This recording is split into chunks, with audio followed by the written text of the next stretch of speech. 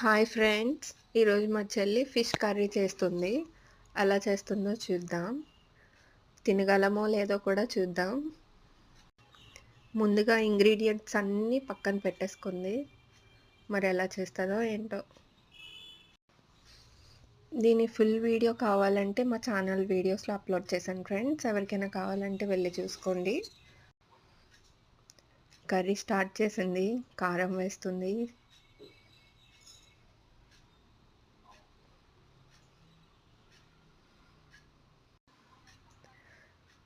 ఈ సాల్ట్, కారం వేశాక మసాలా యాడ్ చేసి చింతపండు పులుపు వేస్తుంది. చింతపండు పులుపు లేకపోతే నాకు అస్సలు నచ్చదు. ఫిష్ కర్రీ నా ఫేవరెట్ చింతపండు పులుపుతోనే. ఫుల్ వీడియో నా ఛానల్లో చూడండి ఫ్రెండ్స్.